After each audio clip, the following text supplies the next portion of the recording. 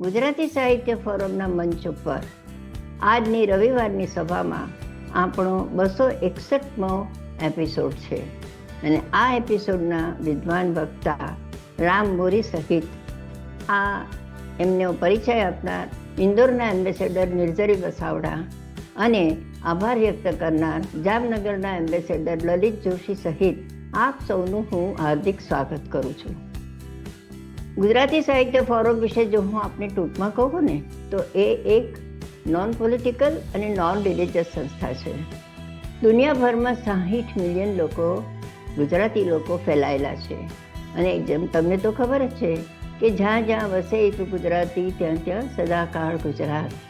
એટલે જ્યાં ગુજરાતી ગયો છે ને ત્યાં આગળ તેની ભાષા, તેનું સાહિત્ય, તેનો પહેરવેશ, તેના રીત રિવાજ અને તહેવારો બધું જ લઈને એ ત્યાં જાય છે. આવી ગુજરાતી ભાષા સમૃદ્ધ છે છતાં અત્યારે થોડી ગુજરાતી ભાષા અંગ્રેજી માધ્યમના આક્રમણને લીધે થોડીક અસર થવા માંડી છે અને એ વધુ આગળ ન વધે ને એના માટે એ ભાષાને પ્રચાર પ્રસાર માટે અને જાળવણી માટેનું એક નમ્ર પ્રયાસ ગુજરાતી સાહિત્ય ફોરમ કરી રહ્યું છે. આમ આપ સૌનો ખૂબ તમારા સૌનો અમને સપોર્ટ છે, ટેકો છે અને એટલા માટે 5 વર્ષ અમે પૂરા કરી શક્યા છીએ. ગુજરાતી સાહિત્ય ફોરમની વિશિષ્ટતા હું તમને કહું તો તે એ છે કે 261મો છે ને તો બધા જ એપિસોડ જુદા જુદા વિષય છે. 3 કે 4 વાર્તા પઠન સિવાય એક પણ વિષય ફરીવાર આવ્યો નથી. આમ તમે જો અમને 1 કલાક તમારો આપો છો તો તે વખતે તમને કંઈક નવું જાણવાની અપેક્ષા હોય અને અપેક્ષા પૂરી કરવાનો અમારો નમ્ર પ્રયાસ છે. અને સાથે સાથે એટલું બી કહી શકું કે આટલા બધા વિષયો, દાખલા તરીકે ક્લાઇમેટ ચેન્જ, જલવાયુ પરિવર્તન, આવા અઘરા અને ઇલોરાનું જે કૈલાશ મંદિર છે, આવા બધા અઘરા વિષયો, ખૂબ બધા વિષયો છે. એને પણ ગુજરાતી ભાષા બહુ સરસ રીતે ન્યાય આપી શકે છે એ વક્તાઓએ પુરવાર કરેલું છે. આવી આપણી સમૃદ્ધ અને ગૌરવમંતી ગુજરાતી ભાષા માટે આપણે સૌ તમારા સાથ સહકારથી જે પ્રયાસ કરી રહ્યા છીએ એટલે આ ગુજરાતી કાયમ ને કાયમ એની ફોરમ વિશ્વભરમાં ફેલાવતી જ રહેશે એ આપ સૌની સાથે હું પણ એની આશા રાખી રહી છું. બીજું, આજે મને ઘણા બધા નવા સભ્યો દેખાઈ રહ્યા છે સ્ક્રીન પરથી, તો એમની જાણ માટે કે અત્યાર સુધીના અમારા જે કંઈ એપિસોડ થઈ ગયા છે એ એપિસોડ તમારે જાણવા, સમજવા, માણવા હોય તો આપ અમારી યુટ્યુબ ચેનલને સબસ્ક્રાઈબ કરજો, જેથી કરીને તમને દરેક વિષય ઉપર તમે સમજી શકશો. અને એ વિષય ઉપર તમે સાંભળ્યા પછી જો તમને કોઈ પણ પ્રશ્ન ઉપસ્થિત થાય તો કોમેન્ટ બોક્સમાં પ્રશ્ન લખશો, જેથી કરીને વક્તા તેનો જવાબ જરૂરથી આપશે. ધારો કે પ્રશ્ન ઉપસ્થિત નથી થયો તો તમારો પ્રતિભાવ જરૂર લખશો, જેથી કરીને ગુજરાતી સાહિત્ય ફોરમનો બદલો વધારે ને વધારે વિસ્તાર પામે તમારા પ્રતિભાવથી. એટલી જ અપેક્ષા સહિત હું હવે વધારે તો આપ સૌનો સમય ન લેતા હું ઇન્દોરની જે એમ્બેસેડર છે નિર્ઝરી વસાવડાને હું વિનંતી કરું છું કે તેઓ આજના પ્રખર વક્તા રામ મોરીનો પરિચય આપે. અને એક વાત સાથે કહી દઉં કે પરિચય આપવો ને બહુ અઘરી વસ્તુ છે, કારણ કે આપણે પોતાની જાતને પણ પૂરેપૂરા ઓળખી શકતા નથી, તો બીજાનો આપવાનો છે. મને ખાતરી છે કે નિર્ઝરી પૂરેપૂરો ન્યાય આપશે. નિર્ઝરી. આભાર કોકિલાબેન. તમે આજના વક્તાનો પરિચય આપવાની મને તક આપી છે અને હું ખરેખર સૌભાગ્ય માનું છું કે રામ મોરીજીનો હું આજે પરિચય આપું છું. હવે દર્શકોને થશે કે મેં રામ મોરીજી કીધું. આપણે આજે જે દર્શકો છે ને એનાથી એ લગભગ 20 થી 25 વર્ષ તો નાના છે જ, પણ એમની વિદ્વાનતા એટલી છે કે એમની આગળથી આજ આપણે એટલું બધું શબ્દ જ્ઞાન લઈને જવાના છીએ, એટલા માટે મારે રામ મોરીજી જ કહેવું જોઈએ, ભલે એ કદાચ આપણા બાળકની ઉંમર જેટલા છે. રામ મોરીજી, તમારું સ્વાગત છે જે ગુજરાતી સાહિત્ય ફોરમમાં. તેઓ ભાવનગર જિલ્લામાં એક નાના ગામમાં મોટા થયા. એમનું પ્રાથમિક શિક્ષણ ત્યાં જ થયું અને એન્જિનિયરિંગ ફેબ્રિકેશનમાં એમણે એમનું ભણતર પૂરું કર્યું. પણ ફેબ્રિકેશન એન્જિનિયરિંગમાંથી તો કદાચ મશીનો બનાવે, પણ એમણે તો શબ્દોને જોડી જોડીને એક સાહિત્ય સર્જન કર્યું છે. રામ મોરીજી આગળ ભણવા માટે અમદાવાદ આવી ગયા ભાવનગરથી, અને ત્યાં જૂની મહાત્મા ગાંધીજીની પ્રકાશન સંસ્થા નવજીવન ટ્રસ્ટમાં માસ મીડિયા માર્કેટિંગ અને પબ્લિસિટી ડિપાર્ટમેન્ટ સંભાળે છે. સેન્ટ ઝેવિયર્સ કોલેજમાં વધુ એજ્યુકેશન લઈ national institute of mass communication Ahmedabad અને ગુજરાત યુનિવર્સિટીના જર્નાલિઝમ ડિપાર્ટમેન્ટમાં અને નવજીવન જર્નાલિઝમ કોલેજમાં લેંગ્વેજ કમ્યુનિકેશન અને સ્ક્રીન રાઇટિંગ અત્યારે તેઓ ભણાવે છે. એટલે આવનારી પેઢીનું ઉજ્જવળ ભવિષ્ય રામ મોરીજીના હાથમાં છે. અને આજે તમે એમને સાંભળશો એના ઉપરથી લાગશે કે આપણી આવનારી પેઢીને ગુજરાતી સાહિત્યનું સાચું જ્ઞાન પૂરું પાડવા એક યુવા પેઢી આવી રહી છે. એટલે એ લોકો કેટલા સરસ રીતે એક ઇન્ટરેસ્ટિંગ સબ્જેક્ટ સાથે ભણતા હશે એનું હું કલ્પના કરી શકું છું. આગળ એમનો હું પરિચય આપીશ, તમે પણ મારી સાથે સંમત થશો. સાબરમતી સેન્ટ્રલ અમદાવાદમાં મહિલા અને પુરુષ બંદીવાનોને જેલ સાહિત્ય વિષય ભણાવે છે. આ તો મને પાછળથી સમય મળશે તો એમના પૂછવું પડશે કે આમાં જેલના જે કેદીઓ હોય એને કઈ રીતે તમે સાહિત્ય સુધી પહોંચાડો. એ તમારી એક આવડત છે. નેશનલ એવોર્ડ વિજેતા દેશના સૌથી નાની ઉંમરના પ્રથમ લેખક 2016માં નેશનલ એવોર્ડ પ્રાપ્ત થયો ત્યારે એમની ઉંમર ફક્ત ને ફક્ત 22 વર્ષ હતી. ગુજરાતી ભાષામાં ટૂંકી વાર્તા, લઘુ વાર્તા, નવલકથા, નાટક, રેડિયોના નાટક, કોલમિસ્ટ તરીકે અને લેખન કાર્ય પૂરું પાડે છે.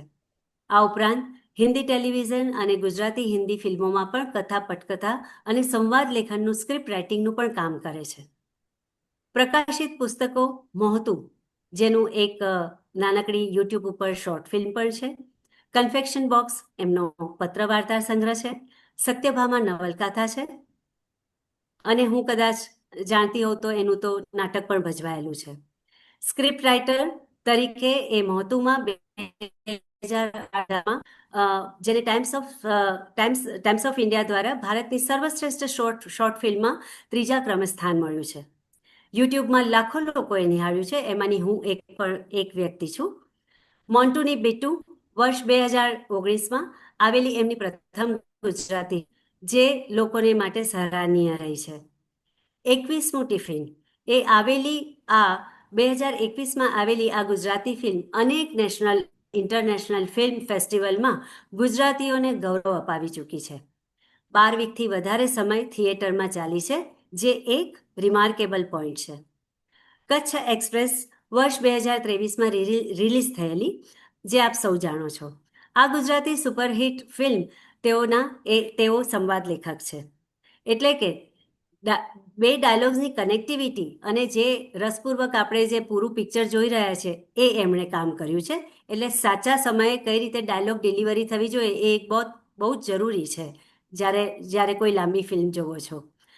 મારા પપ્પા સુપર હીરો એ 2024માં રિલીઝ થયેલી, ત્યારે આ ફિલ્મ અનેક ઇન્ટરનેશનલ ફિલ્મ ફેસ્ટિવલમાં એવોર્ડ જીતી ચૂકી છે. કસુંબો, જેને તો હર કોઈના મોઢા ઉપર છે આ પિક્ચર, જે 2024માં રિલીઝ થઈ અને ગુજરાતી ભાષાની આ સૌથી મોટી ફિલ્મ છે. શ્રી રાધા રમણમ, ફેબ્રુઆરી 2025થી આ હિન્દી ફિલ્મનું શૂટિંગ સ્ટાર્ટ થયું છે, જે રામ મોરીજીના લિખિત છે. આ એમની પ્રથમ હિન્દી ફિલ્મ છે. અને આજનો પરિચય આપતા આપણને જીએસએફે એક પ્રોત્સાહન પૂરું પાડ્યું કે આપણને આ વ્યક્તિની આગળ આવતી પણ જે પ્રવૃત્તિઓ છે એ વિશે આપણને પહેલા ખબર પડી છે. ટીવી શોઝમાં પણ ભક્તિ, જયંતિ જાગૃતિ ધર્મથી ગુજરાતી, દીકરી વાલનો દરિયો, રૂપ મર્દ કા નયા સ્વરૂપ, બાલિકા વધુ, એવી અનેક એમણે સિરીઝ કરેલી છે. અને એમાં કંઈકનું કંઈક, જેમ કે ભક્તિ ઉપર કહું કે ધર્મથી ગુજરાતી છે, એમાં તેઓ ગુજરાતના તીર્થસ્થાનોની વિવિધ તીર્થયાત્રાની માટેની વાત કરે છે. તો તમે એમના યુટ્યુબ ઉપર ઘણા આવા પ્રોગ્રામ્સ જોઈ શકશો. દિવ્ય ભાસ્કર, મુંબઈ સમાચારમાં મિડ ડે, ફૂલછાપ, પ્રવાસી, કચ્છ મિત્ર જેવા ન્યૂઝપેપર અને કોકટેલ જિંદગી જેવા સામયિકોમાં એમની કોલમ્સ લખાઈ ચૂક્યા છે. મુકામ વાર્તા નામની કોલમ દર રવિવારે દિવ્ય ભાસ્કરમાં પ્રકાશિત થતી, જેમાં સતત 1 વર્ષ સુધી તેઓએ લઘુકથાઓ લખી છે. મુંબઈ સમાચારની રવિવારની પૂર્તિમાં ધ કન્ફેક્શન બોક્સ નામની કોલમ લખી છે. ફૂલછાપમાં દર બુધવારે કોલમ #વી લખી છે અને કોકટેલ જિંદગી સામયિકમાં લવ યુ જિંદગી કોલમમાં વ્યક્તિ વિષયક ઇન્ટરવ્યૂ કર્યા છે. મહારાષ્ટ્ર રાજ્યના ગુજરાતી માધ્યમિક વિભાગમાં ધોરણ 10ના અભ્યાસક્રમમાં એમની ટૂંકી વાર્તા ગુડ્ડી અને કાલુ સ્થાન પામી છે.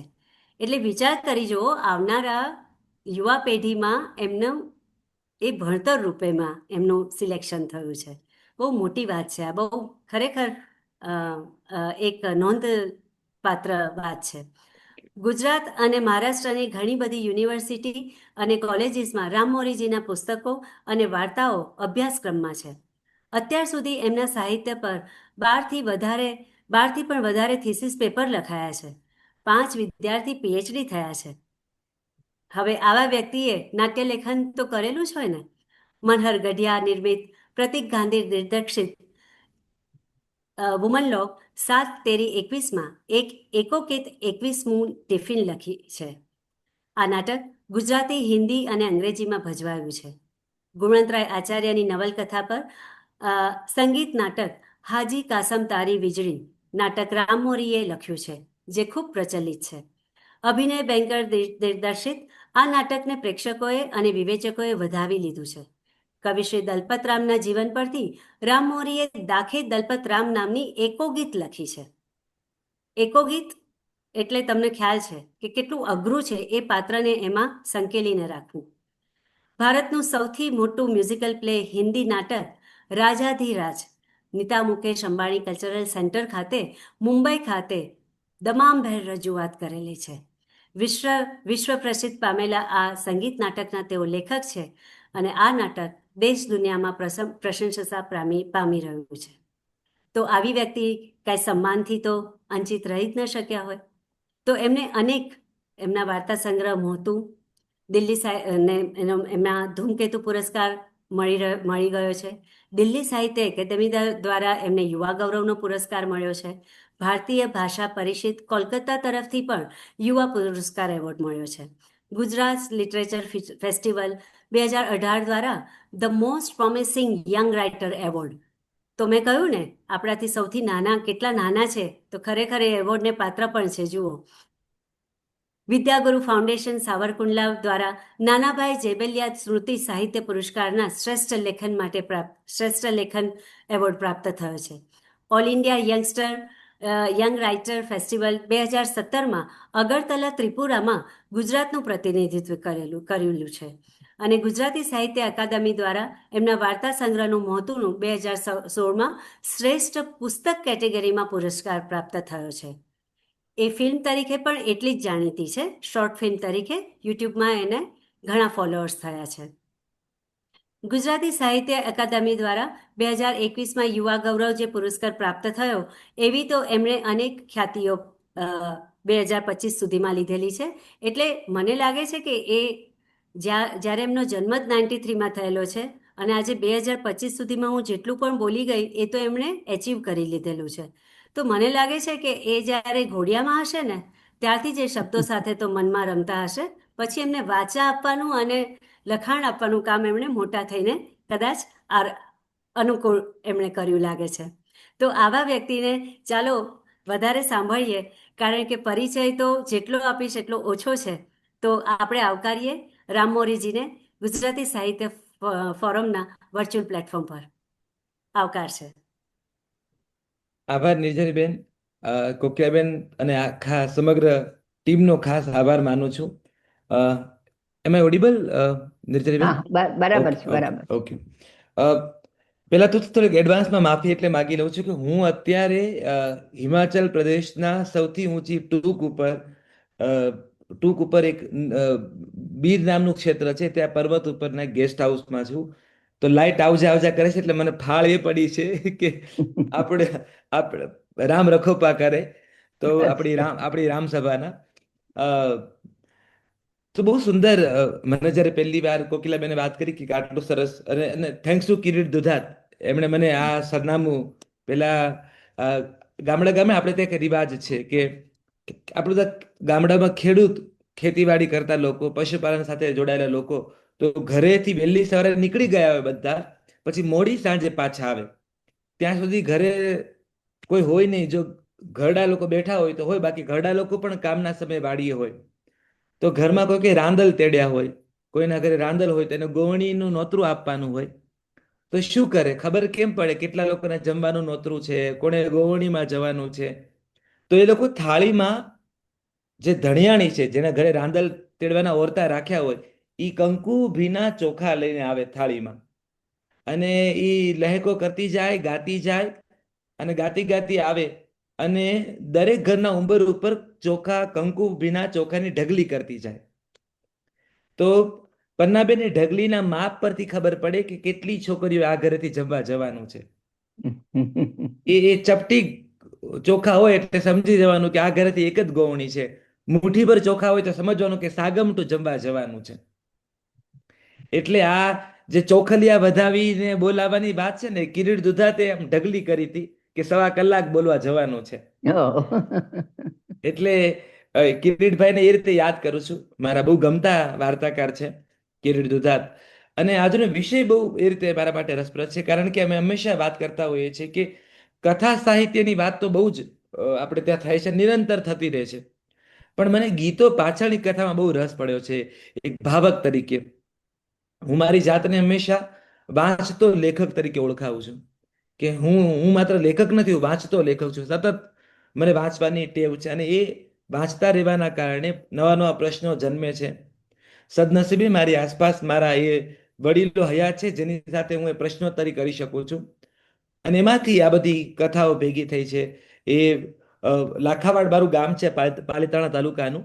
અને અ, એ મોટા અ, પરિવારમાં મારો ઉછેર થયો છે. આજે પણ અમે 32 જણાનો પરિવાર છે, એક મોટો ડેલો છે.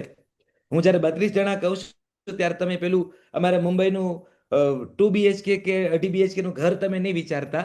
મોટો ડેલો, અને મોટો ડેલો એટલે આખે આખો હાથી પ્રવેશીને બહાર નીકળી જાય એવા મોટા ડેલા હોય ઘરમાં પ્રવેશવા માટે અને જવા માટે. અને મોટું ચોગાન હોય, આખી ક્રિકેટની ટીમ રમી શકે ફળિયામાં. એ ફળિયામાં અમારી બાયું બધી પાપડ સૂકવે, અથાણા સૂકવે, પૂરી સૂકવે, કઈ કેટલાય પ્રસંગના ઢોલ વાગ્યા હોય ફળિયામાં. અને એવા મોટા એ ફળિયામાં અમે 32 જણા રહીએ. એવા ભર્યા ભાદરવા જેવા પરિવારમાં મારો જન્મ થયો છે, મારો ઉછેર થયો છે. મારા પિતાજીને 6 ફૈબાઓ અને મારે 2 ફૈબાઓ, એટલે આમ તમે ગણો તો 8 અમારી દીકરીઓ થઈ. અને 8 દીકરીઓ ગુજરાતના અલગ અલગ ક્ષેત્રમાં સાસરીએ. અને મારા મોટા પપ્પાની 2 દીકરીઓ, મોટા કાકાની 2 દીકરીઓ, નાના કાકાની 2 દીકરીઓ, બાજુમાં બાબરનું ઘર, ત્યાં બાબરની ફળીમાં 7 દીકરીઓ, મારા સગા માસી શેરીના નાકે રે, એ માસીની 5 દીકરીઓ, બાજુમાં મકવાણાનું ઘર, મકવાણાની 12 દીકરીઓ. ઓમાં. અને આ બધી કાબરો કલબલ કરતી કરતી કરતી અમારા મોટા ડેલામાં ખાટલા નાખ્યા હોય ને, ખાટલા ઉપર બેઠી બેઠી ભરત ભરતી જાય. અને ઈ એવ્રત જેવ્રત દશામાં અને સંતોષીમાના ગીત ગાતી જાય. એ પડઘાઓ મેં લેશન કરતા કરતા ઝીલ્યા છે. એટલે જ્યારે માસ્તરે લેશન આપ્યું હોય પાર્ટીમાં, આનું પાર્ટીમાં જ્યારે કક્કો લખતો ત્યારે ઈ કક્કાની સાથે મેં કથાનો ક ઘૂંટ્યો છે. ઈ વાણના વ સાથે મેં વાતોનો વ ઘૂંટ્યો છે. ઈ ગણપતિના ગ સાથે મેં ગીતોનો ગ ઘૂંટ્યો છે. એટલે જાણે અજાણે આજે જ્યારે હું બોલું છું ત્યારે મારા બોલવામાં તમને બધી કાબરોનો કલબલનો ઘોંઘાટ, કે એનો ગોકીરો, એનો દેકીરો, કે એનો કલબલાટ તમારા સુધી પહોંચશે. એટલે એટલે કૃષ્ણએ માત્ર ટચલી આંગળીએ ગોવર્ધન ઉંચક્યું એવું નહોતું. કઈ કેટલાય ગોવાલોની લાકડીઓ હતી ને કઈ કેટલી ગોવાલોની શ્રદ્ધાઓના પાલવ હતા. એટલે એ પાલવ અને એ લાકડીઓ આજે આપણી વચ્ચે આ વાત કરવાના છે. તો આ મારું બેકગ્રાઉન્ડ. અને મારી ફઈઓ બધી અલગ અલગ ક્ષેત્રમાં સાસરી, અને આપણે ત્યારે હું વાત કરું છું ત્યારે બરાબર 7મ 8મનો પીરિયડ ચાલે છે. અને 8મ તો પિયરમાં જ હોય, ઘોળી ગયું સાસરીયું. 8મ તો બાપના ઘરે જ થાય. એટલે બધી અલગ મલકની છોકરીઓ બધી ભરોટો ભરી પોતપોતાના પિયર આવે. અને પછી 10-12 દિવસ રોકાય બધી, અને પગ લાંબા કરે. અને એવી રીતે પગ લાંબા કરે કે ભાઈ બાપના ઘરે તો આરામ જ કરવાનું હોય, સાસરે તો કામ કરવાનું જ છે. અને પછી ભાભી આ આપજો, ભાભી તે આપજો. અને સાગમટી નણંદો હોય એ ભાભીને સાતમ આઠમ બિચારીને પોતાના પિયરમાં ના થાય, સાસરીએ જ થાય. તો એ બધાને ખવડાવવા પીવડાવવામાં અને ગળીપુરી ખવડાવવામાં ને ચેવડો ખવડાવવામાં ને એમાં શક્કરપારા ખવડાવવામાં રે. પછી આ બધી ફઈઓ જે વાતો માંડે, હવે એક ફઈ ઝાલાવાડમાં હોય ઝાલાવાડની વાતો કરે, એક ફઈ હાલારમાં હોય હાલારની વાતો કરે, એક ફઈ કચ્છ બાજુ હોય કચ્છની વાતો કરે, મધ્ય ગુજરાતની વાતો આવે. તો એ બધી બાળપણથી એ ભાત ભાતના પાણી મેં પરોક્ષ રીતે ચાખી લીધા. એ પોતપોતાની સાસુની વાત કરે, પોતપોતાની નણંદોની વાત કરે, પોતપોતાની દેરાણી જેઠાણીની વાતો કરે, પોતાના ક્ષેત્રમાં કયા ગીતો ગવાય છે એની વાતો કરે, પોતાના ક્ષેત્રમાં કઈ શિકોતર છે, કઈ દેવી બેઠી છે, કયા સુરધન બેઠા છે, એને ત્યાં કયા પ્રકારના રિવાજો છે. આ બધી વાતો એક વિકિપીડિયાના પેજની જેમ મારા ચિત્તમાં ટીપે ટીપે ટીપે ભેગી થઈ હતી. અને હું બેસીને વાતો કરું, હું બધા ફઈઓને પગે લાગુ એટલે હું વાલો. અને બીજું કારણ એ હતું કે ફઈઓના જે પેલા ભાતીગળ ભરત ભરેલા બ્લાઉઝ હોય, કમખા, જેને મેં કમખા કહી, કમખાની ખીસીમાંથી ફઈ રૂપિયો કાઢીને મને આપે, રૂપિયાનો સિક્કો જાતી વખતે. આમ દુખણા લે, ખમા માર પેટ, માર હાવજ સુખી થશે માર પેટ, જે ભર્યા ભાદરવા જીવજો, તમારા માવતરના ઘડપણ પાળજો, તમારા હકનું ખાજો, અણહકનું છોડી દેજો. ઈ જે આશીર્વાદના ઈ જે લહેકા હોય ને તમારામાં, તમને એવું લાગે કે આમ બરાબર આંબે મોર આવ્યો છે ને આમ કેરીઓ પાકી છે ને મોરલાઓ ટવકા કરે છે અને ટચાકા ફૂટે બકાયદા આમ. ખમ્મા માર પેટ, માર હાવસ, માર વાલો દીકો, માર ડાયો થાજે માર પેટ. એ જે આશીર્વાદ હોય, તમારા ભર્યા ભોગવજો. પન્નાબેના કેટલું અદ્ભુત આશીર્વાદ છે, તમારા ભર્યા ભોગવજો. આખો ગીતાનો સાર આવી ગયો એટલી વાતમાં, તમારા ભર્યા ભોગવજો. તો આ બધા આશીર્વાદો ઝીલ્યા હોય અને આપણે કહીએ, હે ફઈ આવી ગયા, ફઈ તમે આવી ગયા, ફઈ કેટલા વાગે આવ્યા, હે ફઈ તમે ટેમ્પામાં આવ્યા, હે ફઈ તમે બસમાં આવ્યા. હા, ને જોને ભમરાળો બસ વાળો, ટેમ્પા વાળો ટેમ્પો ઉપાડતો જ નહોતો. એ બધી જે તમે આમાંની ઘણી ફઈબાઓ સ્વર્ગસ્થ થઈ ગઈ છે, ઘણીને એક બે ફઈબાઓ રહી છે. પછી જયારે મેં ઈ ફઈબાઓ પાછી આવે ને ઘરે, ત્યારે એમ કહું કે હે ફઈ આપણે અમર ફઈ કેવું વાતો કરતા નહીં, બાજી ફઈ કેવી વાતો કરતા. તો ઈ જે 85-90 વર્ષની અમારી ફઈઓ, એની આંખો ભીની થઈ જાય એને એમ થાય કે મારા હારાને બધું યાદ છે હો. ઈ જે હોય ને લહેકો એનો, કે આ કાંઈ ભૂલ્યો નથી એમ. તો એ લહેકાના અને એ મીઠા સુખ મેં જે લીધા છે તમારા સુધી આજે વહેંચવા આપણે ભેગા થયા છીએ. એટલે આપણા પંથકમાં બાયુને સુખ હોય, નદીએ લુગડા ધોવા ભેગી થાય ને બાયુ અમારે ત્યાં, તો એવું કહેવાય છે કે ઈ સાબુ વેચે એકબીજાને, બરાસ વેચે એકબીજાને, ધોકો આપે. લાવજે ને બેન ઘડીક તાર ધોકો દે. કે હા બેન તું ધોકાવ ત્યાં થઈ હું સબ સબાવું, હું સબ સબાયેલો ત્યાં તો મને ધોકો પાછો દે છે. એટલે આ જે વહેંચવાની વાત છે ને, મેં મહોત્વમાં લખ્યું છે કે નદીએ લુગડા ધોવા જવાના બાને ગામની બાયુ ભેગી થતી અને શીપર માથે લુગડા પથરાય અને બધીના ઘરની ફરિયાદો પથરાઈ જાય. અને સાબુની ગોટી દેવાના બાને લાંબા થયેલા હાથમાં એકબીજાનો સંસાર સૌ સાચવી લેતા. કે હશે બાપા બાંધી મુઠી લાખની, કાલ હવારે હારા થશે, બેન જણા આવશે ને ઘીના થામાં ઘી ઢોળાઈ જશે. આવા હોંકારામાં ભલભલી બાયુના ઘરના કજિયાનો કદડો નીકળી જતો. તો આ જે સાથે વેચી સાથે બેસીને દુઃખ ગાઈએ ને, કવિ શ્રી જગદીપ ઉપાધ્યાય કહ્યું છે કે એક સરીખા પડછાયા ના તડકામાં જુદાઈ રે, ઓહો મારી બાયુ રે. સ્ત્રીઓ વચ્ચે કહે છે કે દેલી બંધા દેશ અમારા, ભીતોથી સગાઈ રે, લીમડા માફક ફળિયા વચ્ચે અમી ગયા જડાઈ રે. અને એમાં કવિ કહે છે જે આખી આજે આપણે જે આ વિષય છે ને આપણો, એ વિષયને રિપ્રેઝેન્ટ કરે છે આખી વાત, કે જોશ આ સ્ત્રીઓની જિંદગી કેવી છે ગ્રામ્ય નારીની, કે જોશ જોતા જોશીડાની મતી ગઈ મુંજારે. જોશી આવે ને હાથ જુએ કે જોશ જોતા જોશીડાની મતી ગઈ મુંજાઈ રે, હસ્તરેખામાં ડાળો એને બાવળની દેખાઈ રે. આ કેવી બાયુ છે ને આ કેવા એના દખ છે કે લીલા પીળા ઘાસ વાઢંતા જોબન ગયા વઢાઈ રે. અમારે ત્યાં બાયુનું મરી જવું એમાં કઈ બહુ નવી વાત નહીં. ચા પીતા પીતા ભૂલથી ઊની ઊની ચા જીભે અડી જાય, ચાલતા ચાલતા ચપ્પલની ડટ્ટી નીકળી જાય, મીઠો લીમડો નાખતી વખતે ભૂલી જવાય કે અંદર વાટકી નાખવાની હતી, વાટકી નથી નાખી એટલે કઢી છલકાઈને બહાર આવી. મમરી તળવા રાખીએ, મમરી તળતી વખતે ગમે એટલું ધ્યાન રાખીએ તોય મમરીનો અમુક તમુક ભાગ તો દાજી જ જાય. આ એટલી જ સામાન્ય વાત છે, એટલી જ સામાન્ય વાત છે અમારે ત્યાં કે આજે પરમારોની પછી તેથી ફલાણી બાએ ગળાપો ખાધો, આજે ભરવાડોની ડેલીએથી ફલાણી બાએ કૂવો પૂર્યો, આજે પેલી મેળીએથી ફલાણી બાએ ઝેરી દવા પી લીધી. આ એટલી સામાન્ય ઘટના. બાયું ઈ તો મરે ભાઈ, એમાં કઈ નવું નહીં એમ.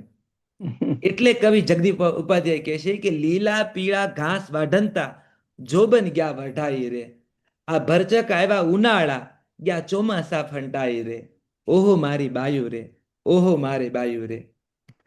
ગાર ગોરમટી છાણ વાસિંદા દોડી દોડું થઈ રઘવાઈ રે.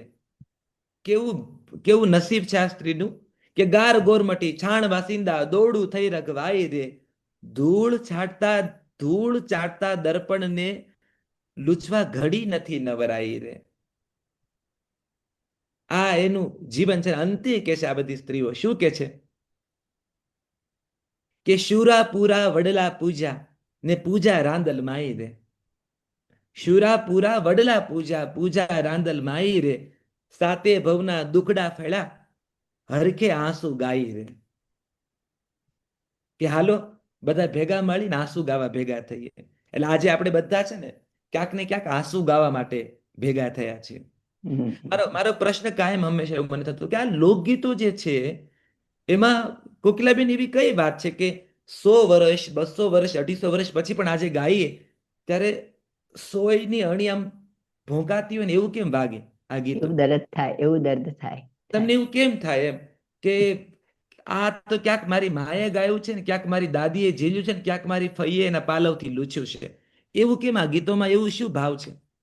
પણ પછી મને કબીરવડમાં જ્યારે પહેલી વાર જીવનમાં કબીરવડ જોયો સુરત પાસે નર્મદાના કિનારે, ત્યારે મને થયું કે રે આ કબીરવડ આટલો ઘેઘુર શિવની જટા જેવો ઊભો છે, એનું મૂળ આપણને ખબર નથી, પણ એના મૂળમાં કઈ કેટલી પેઢીઓએ પાણી રોપ્યા છે, એટલે કબીરવડ એટલો ઘેઘુર થયો છે કે એનું મૂળ આપણને જડતું નથી. ને મારું માનવું છે કે આ લોકગીતોના પાયામાં કઈ કેટલી ઘૂંઘટવાળી બાયુએ આંસુડા સિંચ્યા છે. એ આંસુડા એટલા સિંચાયા છે કે આજે પણ આ ગીત તમને વાગે છે, આજે પણ આ ગીત તમને લાગે છે કે બહુ આકરા છે. વારસામાં જનેતા પોતાના સંતાનોને માત્ર સોનું રૂપું ચાંદી કે ભરત નથી આપતી, અભાવ ને સ્વભાવ પણ આપે છે. એ દૂધ પીવડાવે છે ને ત્યારે દૂધના કોલ લઈને પીવડાવે છે કે જે હું જીવન ભોગવી છું ને એ તારી દીકરીને ના ભોગવવા દેતી. હું મારું કાંઈ ન કરી શકી પણ તું એનું કરજે. આ વાતો આ ગીત કથાઓ કરે છે. અને લોકગીતોનું કામ છે ને એ સંવાદનું કામ છે, બેઝિકલી સ્ટોરી ટેલિંગ. લોકગીત it's all about story telling. એક જણાને વાત કેવી છે ને બીજા વ્યક્તિને કમ્યુનિકેટ કરવાની છે ઘટના.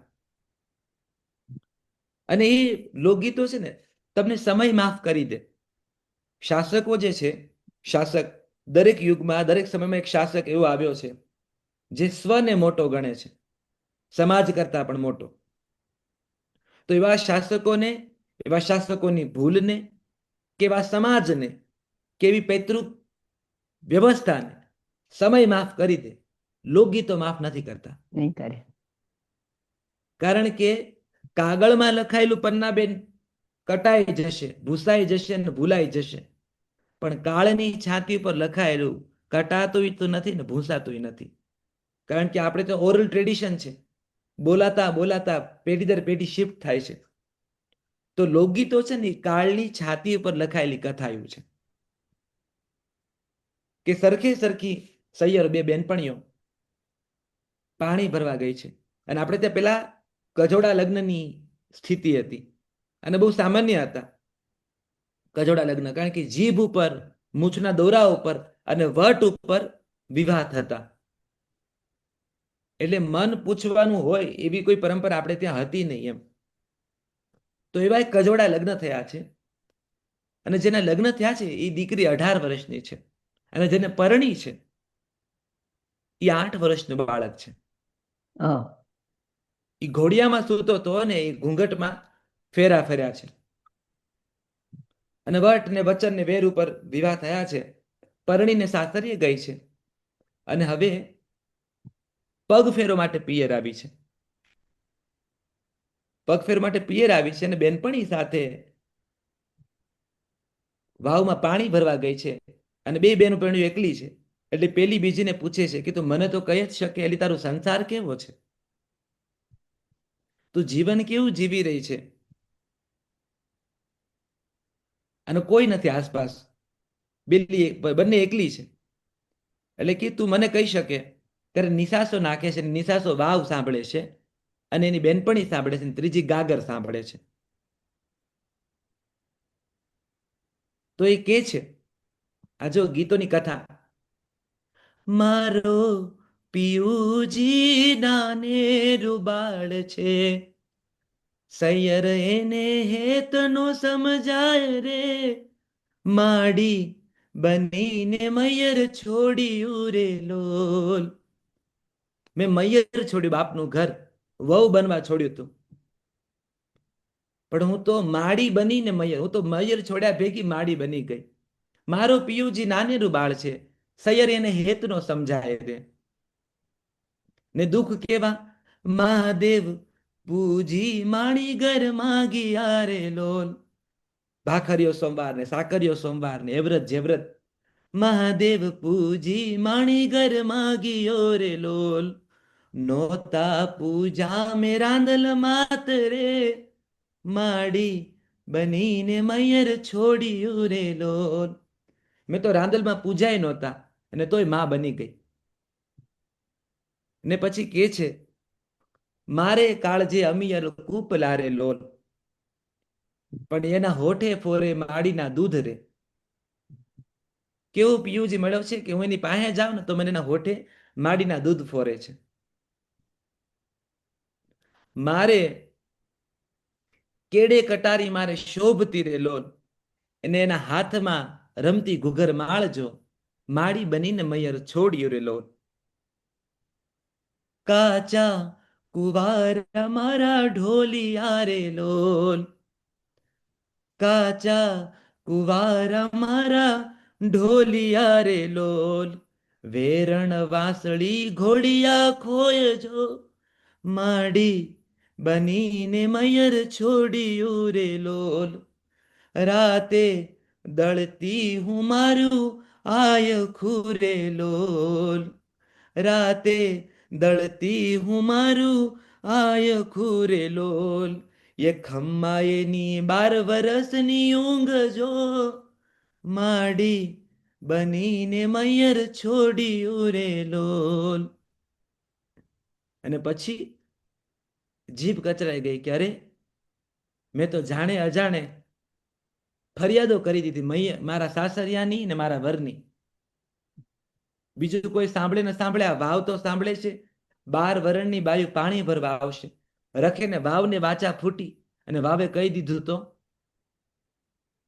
એટલે ગીતના અંતે વાત વાળે છે કેવી, અહીંયા જો તમે આશાવાદનું અજવાળું, મારી બા કાયમ મને એમ કે આશા અમર છે. તો આ નાયિકા આશાવાદનો કેવી રીતે ઘૂંટે છે કે કાયમ અંધારું તો ન હોય. એટલે શું કે છે, એક દી અજવાળું સૈયર જાગશે રે લોલ, ફળશે દે દોને વ્રત માતરે, માડી બનીને મૈયર છોડ્યું રે લોલ. કે આ કાળનો ઘંટલો એક દિવસ તો અટકશે, ક્યારેક તો અજવાળું જાગશે. ને મારો વાલમ જે સૂતો છે ને, એ વર્ણાગી વાલમ પીયું થઈને ઘોડિયું છોડશે. અને મેં દેદો પૂજ્યો છે. અમારે સૌરાષ્ટ્રમાં એવું કહેવાય છે કે કોઈ છોકરી કુંવારી નહીં, બધાનો પહેલો ધણી દેદો, આવું સૌરાષ્ટ્રમાં કહેવાય છે. સૌરાષ્ટ્રમાં પરણતી કોઈ સ્ત્રી કુંવારિકા એટલે હોતી નથી, કારણ કે અમારે ત્યાં મોળાકતનું વ્રત છે. અને મોળાકત રહેતી આ બધી નાની નાની ઢીંગલીઓ, 5 વર્ષની, 7 વર્ષની, 8 વર્ષની છોકરીઓ, કુંવારી છોકરીઓ બાજરાના અને ઘઉંના લોટની કુલેર બનાવે. એ લોટમાં ઘી નાખે, ગોળ નાખે અને પછી એના તાંસળીમાં ડોશીમાં ચોળી દે. અને કુલેર બનાવે. એ કુલેરને કુંવારી ઓઢણી ઢાંકે. જી અલકાબેન. શું થયું? ઓકે. ઓકે. તો એ કુલેરને કુંવારી ઓઢણીથી ઢાંકે અને આ બધી છોકરીઓ નદીએ ભેગી થાય. અને નદીએ ભેગી થાય અને અવડા અવડા પથ્થર છે, પથ્થરનો દેદો બનાવે. આ દેદો કોણ છે તમને કહી દઉં. દેદો એક વીર હતો. મૂળ તો દેદાજી જાડેજા, કોઈ દેદાજી ગોહિલ તરીકે ઓળખાય છે. અને લાઠી એનું ગામ. અને આ જે તે સમયની કથા છે કે દેદો જ્યારે પરણવાનો હતો ત્યારે એને ખબર પડી કે દેદા સમૂહ લગ્ન થઈ રહ્યા હતા અને આપણી 21 કન્યાઓને વિધર્મીઓ કે કોઈ બાજુના ગામનાઓ કે કોઈ વેરીડાઓ હાંકી ગયા. માંડવે પરણતી 21 કન્યાઓનું અપહરણ થયું છે અને દેદાના લગ્ન ચાલી રહ્યા હતા. ત્રીજો ફેરો, ચોથો ફેરો અધૂરો મૂકી દેદો ઘોડે ચડ્યો અને પેલી 21 કન્યાઓને બચાવી. અને આ બધા જે લૂંટારાઓ છે એને પાછા કાઢ્યા. પણ એવું કહેવાય છે કે લાઠીના ચોકમાં પાછા ફરતી વખતે પીઠ પાછળથી ઘા થયો અને દેદાનું ગળું કપાયું અને દેદો લાઠીના ચોકમાં મરાયો. અને પેલી 21 કન્યાઓ છે એણે એમ કીધું કે અમે જેના નામના મીંઢોળ બાંધ્યા હતા એ કોઈ માયકો લાલ આવ્યો નહીં રખોપા કરવા. તે અમને બચાવ્યા છે અને આ ધરતી પર હવે તું ન હો તો અમારે રહેવાનો કોઈ અધિકાર નથી. કથા એવું કહે છે કે 21 કન્યાઓ એ વખતે એવી હાયકારો નાખીને ગઈ કે આજ પછી આ પંથકની કોઈ છોકરી પેલા વિવાહ દેદા સાથે કરશે ને પછી વિવાહ એ માંડવે કરશે. અને પછી એ 21 કન્યાઓ જીભ કચરીને ત્યાં લાઠીના ચોકમાં જ મૃત્યુ પામી, સતી થઈ. ત્યારથી એ દેદાની ખાંભી પૂજાય છે, દેદાના રાસડાઓ ગવાય છે. અમારે ત્યાં એક તાળીનો ગરબો ગાય ને ડોશીઓ કહે છે અમારી માડીઓ, દેદો મરાણો લાઠીના ચોક મારે. આ દેદા માટે અમારી આ 5-6 વર્ષની છોકરીઓ નદીએ જાય, ભીના કપડે, પહેરેલા કપડે પાણીમાં નાય. પન્નાબેન સમજજો, આ છોકરીઓ જાણે અજાણે આવનારા વૈધવ્યની તૈયારી કરે છે. તમે જુઓ, એને ખબર નથી 5-6 વર્ષની છોકરીઓને પહેરેલા કપડે પાણીમાં ડૂબકી મારે, ભીના કપડે બહાર આવે. પેલો એક પથ્થર હોય, પથ્થરને કંકુવાળો કર્યો હોય, એ દેદો હોય અને એની પાસે ઉભી રહી કુલેર મૂકે આ છોકરીઓ અને ભીના કપડે છાતી ઉપર હાથ આમ કૂટતી જાય. અને આ 5-6 વર્ષની છોકરીઓ એને દેદો કૂટ્યો કે અમારે ત્યાં દેદો કૂટતી જાય અને છોકરીઓ ગાતી જાય, હાય રે દેદા હાય હાય. આવા અવાજમાં દેદો કૂટતી જાય અને એની માડીઓ, એની મમ્મીઓ, એની દાદીઓ એને ઓવારણા લે કે અમારી દીકરી દેદો કૂદીને આવી. સમજો ને સામાજિક રીતે તો એ વૈધવ્યનું ગાયને આવી છે એટલે એને પેલી કુલેર ખાવાની છે, એટલે ભીના કપડે નાઈને આવવાનું છે. આ સામાજિક રીતે છે ને કોકિલાબેન, આ પ્રેક્ટિસ હતી, આ પ્રી મેચની પ્રેક્ટિસ હતી. કે જ્યારે ખરા ટાણે કાળ ભાંગશે ને, એને ચૂડલા ભાંગવાના આવશે ને ત્યારે એને એ વખતે કોઈ નહીં શીખવાડે કે અલી બાય કેમ રોવાનું હોય, લવો કેમ બાળવાનો હોય, મરસિયા કેમ ગાવાના હોય, છાતી કેમ કૂટવાની હોય. કેમ કે 6 વર્ષની ઉંમરે એને એની માળીઓએ શીખવાડ્યું હતું. વૈધવ્યનું રોણું એ તો શીખીને આવી હતી. મરસિયાના ગાળાને અવસર ન હોય, એના અવસર ગૂંથવા પડે. ત્યારે આપણી આ માળીઓએ આટલું પ્રી પ્લાન્ડ કર્યું હતું કે વખતનો વાર વસમો ન લાગે અને રોઈ ન શકે ને એના જીવ જતા રહે. તો માળીઓ વિચારે કે જનારા તો ગયા પણ પાછળ જે છે એને તો ટકવાનું છે ને, એટલે ટકી જાય, એ રડી લે. એના માટે આ મરસિયાની રચના થઈ અને એના માટે આ દેદો કૂટવાનું. એટલે પ્રી પ્લાનિંગ સાથે આ વૈધવ્યનું રોણું આપણે ત્યાં આવ્યું. એને ત્યાં આપણે ત્યાં મરસિયાઓ, આપણે ત્યાં મરસિયા તો બહુ મોટી પરંપરા છે. એ ગીત કથા મરસિયાની પણ અમારે વાત કરવી છે કે મરસિયા આપણે ત્યાં ગાઈ ન શકાય. એવું કહેવાય કે મરસિયા ગાય ને, જેના નામના મરસિયા ગાયા હોય એની સાથે તમારા સંબંધ પૂરા થઈ ગયા. મેઘાણીએ તો મરસિયાની મોજ આખી નામની કથા લખી છે સૌરાષ્ટ્રની રસધારમાં. રાણી એવા મરસિયા ગાય કે આભની છાતી ફાટી જાય. કે મરસિયા ગાય ત્યારે વરસાદ તૂટી પડે એટલે આયરને એમ થયું કે આ મારી ઘરવાળી ગામના મરસિયા આવા ગાય પરબારા પરબારા મરણના. આ જેથી હું મરીશ ત્યારે કેવું મરસ્યું ગાશે. ઓહ, આયરાણી કહે છે કે આયરાણી એકવાર તો મારું મરસ્યું ગાવ. આયરાણી કે ઈ નો થાય, આયર બીજું ગમે એ માગો. ને આયરને કંઈક મત હુજી.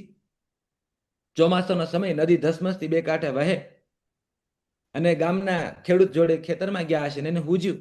એણે એના ભાઈબંધોને કીધું તમે જઈને આયરાણીને ખાલી એમ કહેજો ને કે પગ લપશો. અને આયર વેણમાં તણાઈ ગયા. ઘણું ગોત્યું બા પણ કઈ જડ્યું નહીં હાથમાં, આટલું ખાલી કહેજો. આયરો ઘરે આવ્યા અને આયરાણી ચોમાસાનો વખત અને આયરાણી એનું ઘરકામ કરતી હતી ને આવ્યા કે બા, તો કે હા, તો કે અમારા ભાનો પગ લપસ્યો ને કે ભાઈ તો પાણીમાં હમાઈ ગયા, જળ સમાધિ લીધી. કે બહુ ગોત્યા બા પણ આ એક સાપ, આ ફેટો ભીનો હાથમાં આવ્યો છે, બીજું કાંઈ આવ્યું નથી. મેઘાણી લખે છે કે કમરે બાંધેલો સાડીનો છેડો આયરાણી ખુલ્લો મૂક્યો અને આભની સામે જોયું. બરાબર કાળા ડિબાંગ વાદળાઓ ઘેરાણા હતા અને એ આયરાણીએ છાતી ઉપર હાથ આમ માર્યો. એ ભેગી બંગડી નંદવાણી. બંગડી ફૂટવાનો અવાજ થયો અને સામે વીજળીનો કડાકો થયો. ઈ ગાતી જાય, છાતી પર હાથ પીટતી જાય અને મેઘ ગર્જના થાય. ઈ ગાતી જાય, રડતી જાય અને ઘરની પછીત પાસે આયર સાંભળે છે મરસિયાઓ, પોતાના મૃત્યુના મરસિયા જે પોતાની પત્ની ગાય છે. અને છાતી કૂટતી જાય, રોતી જાય અને શું ગાય છે? રાવજી છે ને, રાવજી ક્યાંક ને ક્યાંક મરસિયાને બહુ અદભુત રીતે સાંભળ્યા છે પન્નાબેન. રાવજીના કાને ઉત્તર ગુજરાતના મરસિયા પકડ્યા છે, કારણ કે એના વગર પીળે રે પાંદે લીલા ઘોડા ડૂબે ના આવે. જે એના જે મારી આંખે કંકુના સૂરજ. તો પેલી આયરાણી કે છે કે મારી ટીલડીએ તીર મુકાણા વાલમજી ચૂડલા વેરી થયા. હું તો ઉગમણે ઊભી હતી ને લીલા ઘોડા આથમણે આથમી ગયા. રે મારા ઢોલિયા વેરી થયા, મારી રાતો થઈ કાળો ભોરીંગડો નાગ. મારા ઢોલિયા વેરી થયા, મારી રાતો થઈ કાળો ભોરીંગડો નાગ. ધણી રે વગરની હું ઓઢણા વગરનું આગ. મારી ટીલડીએ તીર મુકાણા, મારા ચૂડલા વેરી થયા વાલમજી. આયરાણી રોતી જાય, ગાતી જાય અને કથા એવી કહેશે કે આયર ભાગતો આવ્યો કે હા હા આયરાણી હવે રોકાવ. મારી છાતીના પાટિયા બેસી કે હવે આ રોણું અટકાવ. અને આયરાણી એમ રડતો ઘૂંઘટ ઊંચો કરીને જોઈ કે આ તો વર હામો ઉભો છે. મેઘાણી લખે છે કે આયરાણી હાથ જોડીને કીધું કે હવે મને અડશો માં, મેં તમારા નામનું ગાય નાખ્યું, નાઈ નાખ્યું. ઓહ, આ મરસિયા છે કે હવે તારો ને મારો સંબંધ દુનિયાની સામે પતિ પત્ની, પણ એક ઢોલીએ સુવાનો સંબંધ પૂરો થયો આપણો બેનો. કે હવે મેં ગાય નાખ્યું મરસ્યો એટલે હું વિધવા થઈ. એટલે હું ન રંગ પહેરી શકું, ન ચૂડલો પહેરી શકું, ન મારા ધણીનું પડખું પહેરી શકું. આ મરસિયા છે અને આ મરસિયાની વાતો છે. અને એ જ મરસિયાના આધારે રાવજી કહે છે કે પીળે પાંદે એ લીલા ઘોડા ડૂબા, ડૂબા અલકા રાજ રે, ડૂબા મલકા તારાજ રે, હણહણતી મેં તો સાંભળી સુવાસ મારી આંખે કંકુના સૂરજ આત્મા. મારી આંખે કંકુના સૂરજ આત્મા, સૂરજ આત્મા. એ આ મરસિયાની વાત છે કે દીકરો મરે અને માં મરસિયો ગાતી હોય ને, રોવે ને કે રે મારા કાનજી, આ ભીની રે ઓસરીમાં તારા પગલા નંદબાણા. કે રે મારા કાનજી, આ ઢોલીએ તો હવે પોઢા લીલા નાગ રે. રે મારા કાનજી. આ માં દીકરાનો મરસ્યો ગાય છે. પણ લોકગીતો આપણે ભલે દીકરો દીકરીનો ભેદ કરતા હોઈએ, પણ લોકગીતો છે ને દીકરીને આઘી કરીને થોડી ઓરી લીધી છે અને માએ પોતાની ઓઢણી ઓઢાડી છે મરસિયામાં. દીકરી મરે છે તો માં ગાય છે મરસ્યો. કેવું કે રે મારી સગી સૈયર.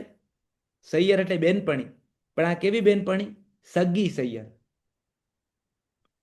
આપણે કઈ સગો બાપ સગો માં એવું નહીં, માં હોય બાપ બાપ હોય, પણ આ તો મારી રે મારી સગી સૈયર, તે લીલી ઓઢણી અભડાવી. લીલી ઓઢણી કેમ? તો કે હું તને પરણાવત અને જમાએ માંડવે પરણવા આવત તો હું બાજોટ માથે ઉભેલા જમાઈને લીલી ઓઢણી ઓઢીને પોંખી શકત. ઓખણ પોખણના કે ઓખણ પોખણ દશ દાડા દાડમી, કે હું ગાત ને સીતાને તોરણ રામ પધારા, પણ એ મારું સુખ તે લઈ લીધું. તું ગુજરી ગઈ એટલે ઓખણ પોખણનું સુખ ગયું, મારી માથે લીલી ઓઢણી ઓઢવાનો અવસર ગયો, એટલે રે મારી સગી સૈયર, તે મારી લીલી ઓઢણી અભડાવી. દૂધ રે પાઈને મેં તો દૂધના કોલ લીધા હતા. મેં તને દૂધ પીવડાવ્યું ત્યારે મેં કીધું હતું કે હું તને જે આપું છું આવનારી પેઢીને આપજે. કોલ વચન લીધા હતા મેં. રે મારી સગી સૈયર, હું તો રાફડે રહ રહ રોઉં. આ રાફડે રહ રહ રોવાળી વાત છે ને કોકિલાબેન, ગામડાઓમાં અમારે ત્યાં પહેલી વાર ભેંસ કે ગાય વિયાય, એને વાછરડ આવે, પાડરું આવે, ત્યારે પહેલું દૂધ અમારથી પીવાય નહીં. એ પહેલું દૂધ અમારે રાફડે રેડવા જવાનું, બળીનું દૂધ. કારણ કે એટલું દૂધ છલકાતું હોય કે ગાય ને ભેંસ કંટ્રોલ ન કરી શકે કાબુમાં, અને દૂધની છેડો ઉડે, અને એ છેડોને બોઘરણામાં ભરી અમારી વહુવારુઓ રાફડે રેડવા જાય. તો આ માં કે છે કે રે મારી સગી સૈયર, હું તો રાફડે રહ રહ રોઉં. એટલે માતૃત્વ એટલું છલકાણું કે મારી છાતીએથી દૂધ નીતરી રહ્યું છે, અને એ દૂધ માં રેડવા ક્યાં જાય છે? રાફડા ઉપર. એટલે માં લોકગીતનું દ્રશ્ય એવું છે કે કમખો ખોલી ઈ સ્તન દબાવી અને માતૃત્વનું જે દૂધ છલકાણું છે એ રાફડા ઉપર રેડી રહી છે. આ મરસ્યું છે. અને એ પંક્તિમાં છેલ્લે જે મારે મુખ્ય વાત તમને કેવી છે આ ગીત કથાની, માં કહે છે કે પેટના બળેલા ફરી ઉઝરશે. જેનો દીકરો ગુજરી ગયો હોય ને પન્નાબેન, એને 101 દીકરા મળી રહે માર્કેટમાંથી. શું કહેવાય ખબર છે? કે માડીને દીકરો નથી હો, એને દવાખાને લઈ જાજો.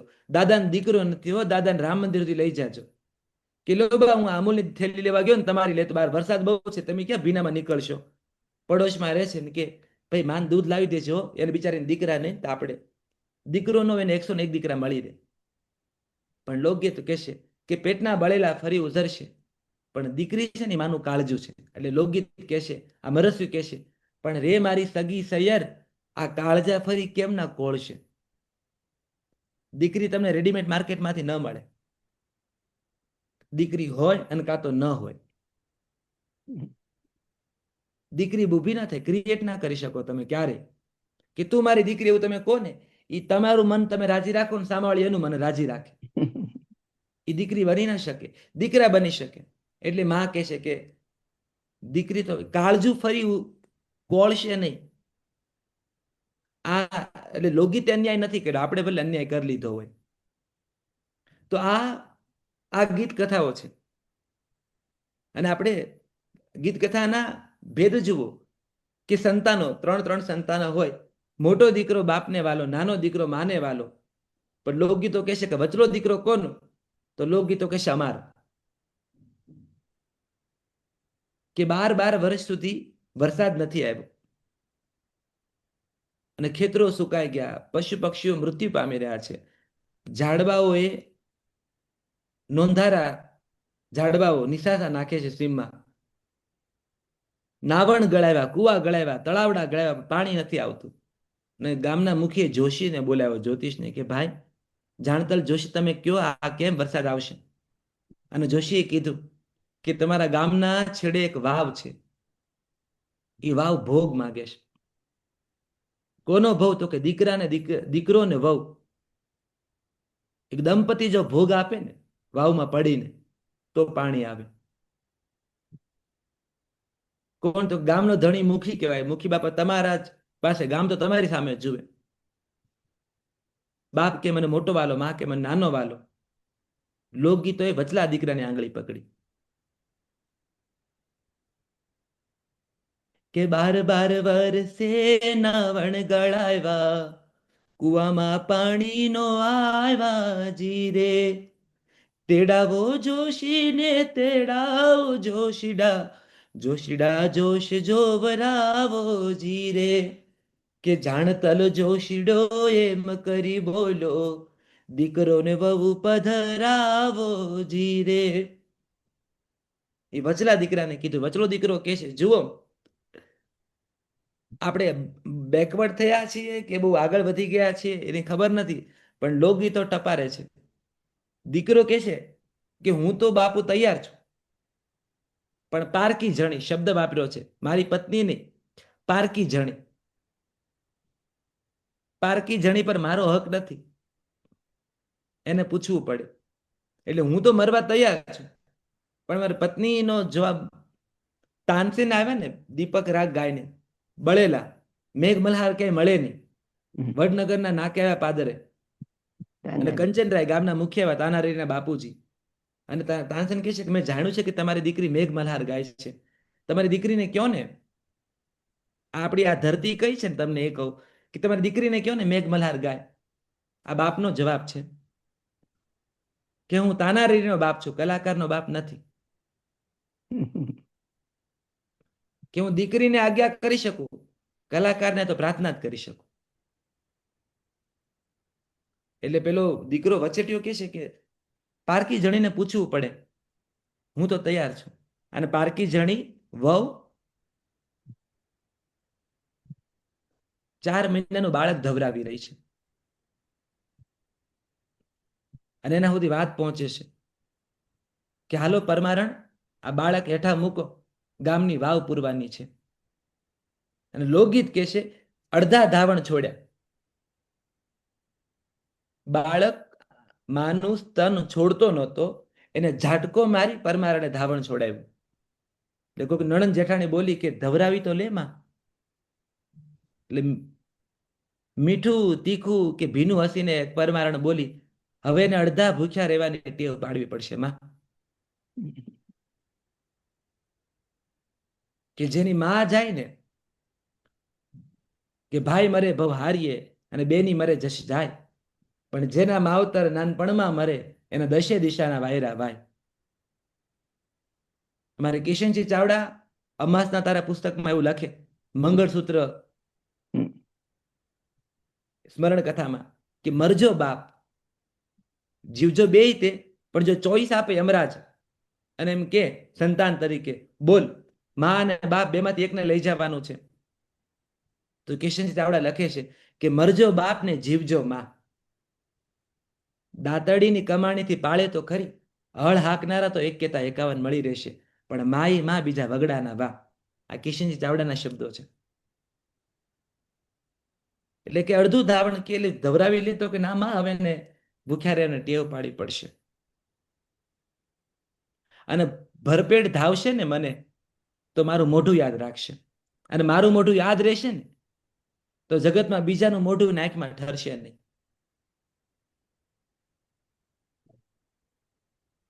ઓઢણી માથે ઓઢી છે, બાળક સોંપી દીધું જેઠાણીને અને કીધું કે મોટું કરજો.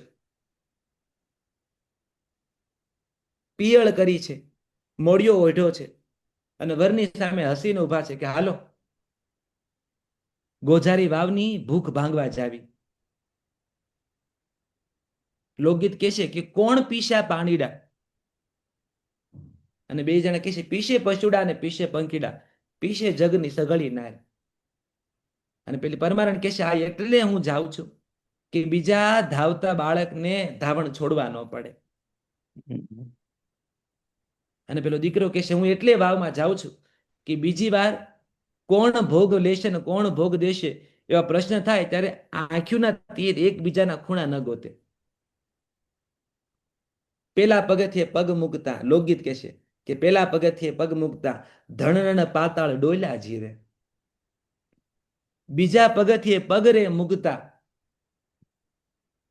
ધરતીની આંખ્યું નીતરી જીરે. પાણી છલકાણે એવું નથી કહેતું લોકગીત, ધરતીની આંખ્યું નીતરી જીરે. ત્રીજા પગથિયે પગ મૂકતા હાય હિબકા ધરતીને ફૂટા જીરે. ચોથા પગથિયે પગ મૂકતા છાતી બૂકીને ધરતી પાતાળ રોયા જીરે. ને કહે છે કે છઠ્ઠા પગથિયે પગ મૂકતા અલતોવાળી પાનીયું ભીંજાણી જીરે. પાણી ઉપર આવી રહ્યા છે. 8મા પગથિયે પગ મૂકતા ગોઠણ હમાણા નીર આવ્યા જીરે. અને છેલ્લે કહેશે લોકગીત, જો મૃત્યુને કેવી રીતે લોકગીત યાદ રાખે છે કે છેલ્લે પગથિયે પગ મૂકતા પાઘડીને મોડિયા તરતા જીરે. જે પાઘડી પહેરીથી, જે મોડિયો માથે નાખ્યો હતો, એ તરતા રહ્યા ખાલી, અને ગોજારી વાવ આખી છલકાણી. આ ગીતો, સતી સતી શબ્દ છે ને બહુ મોટો છે. આમાં એવું છે કે અત્યારે જે ડાયરા પરંપરા આવી છે ને, હું એવું કાયમ માનું છું કે હવે ગોકીરો કરનારા એટલા વધી ગયા છે ને કે સંવાદ કરનારા જણ ચૂપ રહ્યા છે. મેં હજુ હમણાં જ એક જગ્યાએ વાત કરી હતી કે વેદવ્યાસ ને વાલ્મીકી અત્યારે હોય ને તો એમ કે હાલો આપણે હંકેલો કરીને જતા રહીએ પાછા, કેમ કે આ વિસંવાદનો સમય ઉભો થયો છે. તો સતી શબ્દ બહુ મોટો છે. સતી કોઈ સ્પેસિફિક કાસ્ટ ને જ્ઞાતિને મળેલો શબ્દ નથી. તો આવી સતી કોઈ પણ હોઈ શકે, જેનામાં નિષ્ઠા છે અને જેનું પોતાનું સત્ય છે, એ સતી છે. સતી શબ્દનો આટલો સીધો સાદો સરળ અર્થ છે. તો મોરબી નામનું કૃપાળું ગામ, મોરબીના તળાવ તૂટ્યાની અનેક કથાઓ છે. એની પાછળની એક આ કથા છે કે મોરબીને શ્રાપ છે. એનો કોનો શ્રાપ છે? એક વાણિયણ સ્ત્રીનો શ્રાપ છે. જુઓ, સમય માફ કર્યા છે. રાજાઓએ વાવ બનાવી, રાજાઓએ ધર્મશાળા બનાવી, રાજાઓએ લાઇબ્રેરીઓ બનાવી, રાજાએ કયેક મંદિરોના જીર્ણોદ્ધાર કરાવ્યા, પણ એથી કઈ જસમા ઓડણ સિદ્ધરાજ જયસિંહને માફ નથી કરતી. એક ઓડણ તો ઊભી જ છે કે જે ઓડ પતિ સાથે પાટણની વાવ ગાળતી હતી અને સિદ્ધરાજ જયસિંહ ઘોડા ઉપર ચડીને આવ્યા છે અને રૂપનો અંબાર થતી ઓડ સ્ત્રીને જોઈશે. આ બધા કૂવો ખોદવાવાળા ઓડ જ્ઞાતિના લોકો છે. અને જસમા નામની રૂપાળી સ્ત્રીને જોઈ સિદ્ધ એમ શબ્દાનુશાસન ગ્રંથ પન્નાબેન આ કથાને ભૂસી નહીં શકે. સહસ્ત્રલિંગ તળાવના 1000 દીવાઓ જસમાના સતને ઝાંખું નહીં પાડી શકે. કેમ? તો કે લોકગીતનો ટેકો છે જસમાને. પંડિતોએ આ કથા ન લખી. બારટો ગઢવીએ આ કથાને દૂરથી વંદન કરી લીધા, પણ લોકગીતે આ કથાને કાંખમાં તેડી રાખી કે અમે નહીં ભૂલીએ, તારો અજંપો અમે રાખીશું. તો મોરબી, તો જસમા કામ કરી રહી છે અને મોરબી અને સિદ્ધરાજ જયસિંહ જોઈ રહ્યા છે. અને પેલી જોઈ કે બકડિયું મોટું ભરી અને ઓડ સ્ત્રી માથે બકડિયું મૂકે છે. અને જયસિંહ કહેશે, જસમા માટી થોડી રે એ ઉપાડ, માટી થોડી રે એ ઉપાડ, કેડો લચકાશે જસમા ઓડણી. ને જસમાએ જોયું કે રાજાનું ધ્યાન મારી કેડ ઉપર ગયું છે અને ભીની કેડમાં નજર તો નીતરી જશે અને રાજાની નજર ત્યાંથી નીતરી છે. એટલે એને ઓઢણી સરખી કરી, માથે બકડ્યું છે, એને એક આમ રાઉન્ડ લીધું. એ રાઉન્ડ એવું લીધું કે ઘાઘરો એનો ફર્યો. એ ઘાઘરો વિષ્ણુનું સુદર્શન ચક્ર છે કે આટલો તો છેટો રહેજે. એ ઘાઘરો ગોળ ગોળ ફર્યો અને ઓઢણું હરખું કરીને કહેશે જસમા, ઘેલા રાજા ઘેલું ન બોલ, એ અમારે ઓઢોને કેડું લોઢે જડી, એવા અમારે ઓઢોને કેડું લોઢે જડી. રાજાજી અટક્યો નહીં. હાલો જસમા રંગ મોલમાં, એ મહેલોમાં શોભે જસમા ઓઢણી. પેલે ફરી ચક્કર લીધું. ધણીની છાયામાં અમે શોભીએ, એવા અમારે ઓઢોને નજરું લોઢે જડી, એવા અમારે આ વાઘ છે, નજર અમારી લોઢે જડેલી છે. એટલે સમય ભૂલી ગયો, પણ સહસ્ત્રલિંગ તળાવને કે પાટણની વાવને કે પાટણની પ્રભુતાને આ લોકગીત ઢાંકી ન શકે. તો એવી મોરબીની વાણિયણ પાણી ભરવા ગઈ છે, અને એ પાણી ભરતી વાણિયણ સામે જીવાજી ઠાકોર નામનો રાજા, એની નજર બગડી. રાજાને ગમે રાણી, એ કહેવતને આપણે મજાકમાં કહીએ, પણ એ વખતનો સમય આ કહેવત પડી કેવી રીતે છે? હવે તમે વિચાર, રાજાને ગમે રાણી, પણ એવું નથી કીધું કે રાણીને ગમે ઈ એનું રજવાડું. આ કહેવત ના આવી. એટલે જયારે મહારાણી ફિલ્મ અત્યારે જે મારી ગુજરાતીમાં થિયેટરમાં ચાલે છે, એમાં મેં આ જાણીજોને આ સંવાદ મૂક્યો છે કે હવે સમય છે બદલાય. રાજાને ગમે રાણીની વાત જૂની થઈ, હવે તો રાણીને ગમે ઈ એનું રજવાડું. હવે રાણીને સવાલ ન થવો જોઈએ દીવાનખાનામાં ઊભા ઊભા કે હું મને ક્યાં ગોઠવું. પન્નાબેન, એક આખી પેઢી આ સવાલ કર્યો, હું મને ક્યાં ગોઠવું. અને ધોળી દિવાલોએ એના સવાલોને પી લીધા. પણ હવે તો રાણીએ જવાબ શોધવો પડે કે હું મને ક્યાં ગોઠવું. હવેની રાણીને ખબર હોવી જોઈએ કે બરફમાં જમણા હાથની પેલી આંગળીએ નામ લખું તો ત્યાં ડેફોડિલ્સનું ફૂલ ઉગશે. એ જે આખી વાત છે. તો પેલો જીવાજી ઠાકોર ઘોડો લઈને પાછળ જઈ રહ્યો છે, વાણિયાને પાણી ભરી છે, અને લોકગીત કે છે.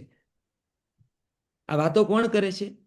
ઠીકરી કુવા કાંઠે, કે કુવા કાંઠે ઠીકરી કાય ઘસી ઉજળી થાય, મોરબીની વાણિયાણ મચ્છું પાણી જાય.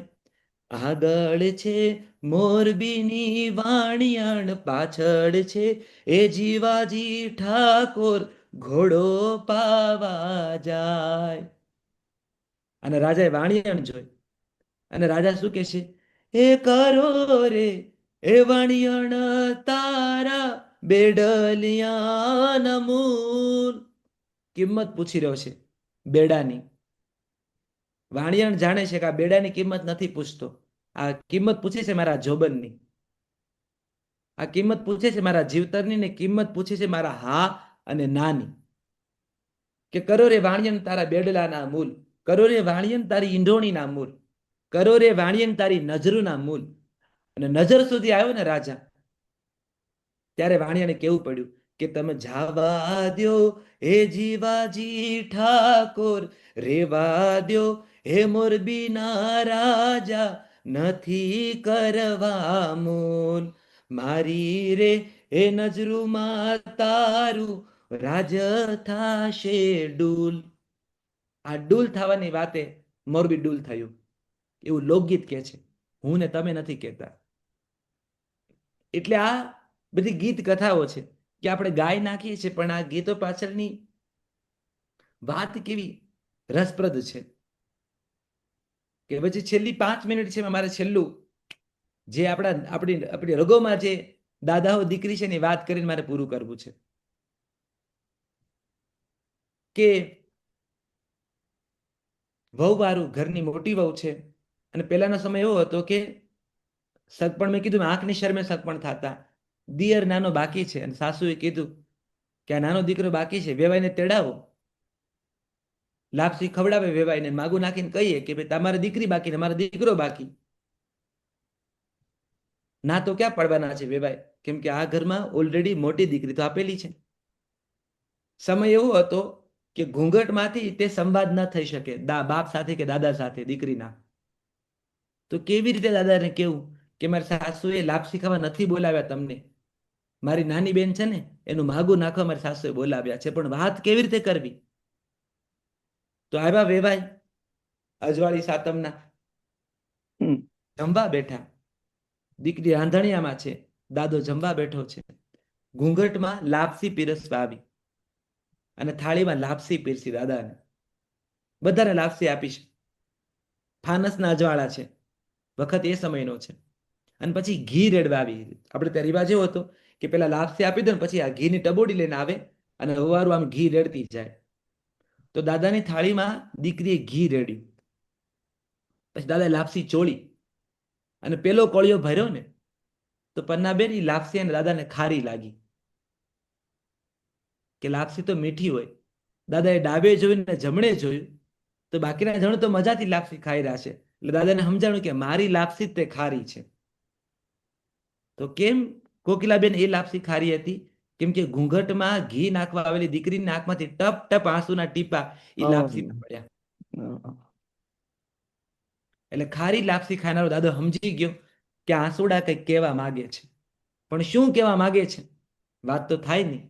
એટલે ગામના ચોકમાં અજવાળી પૂનમના, અજવાળી સાતમના ગરબા, અને થાય જ ગરબા. એટલે જેટલા મહેમાનો હોય બધા મહેમાનો ખાટલા નાખ્યા હોય, સોપારી ખાતા હોય, અને બધી વહુવારું ઘૂંઘટ. આ ઘૂંઘટ આશીર્વાદ કેટલો મોટો એનું આ ઉદાહરણ છે આ લોકગીત. એ ઘૂંઘટમાં બધી વહુવારું ભેગી થઈ છે અને વાત આજ કોણ ગાશે, આજ કોણ, આજે 1 તાળીનો ગરબો કે 3 તાળીનો ગરબો? એટલે પેલી વહુએ કીધું કે આજે 1 તાળીનો જ ગરબો, હું ગાઈશ અને તમે ઝીલજો. સમય એવો હતો કોકિલાબેન કે વહુનો અવાજ સાસરિયાને ખબર ના હોય, જિંદગી નીકળી જાય તોય. કેમ કે રાંધણીમાં બેઠી વહુ ખાલી આટલું જ બોલે.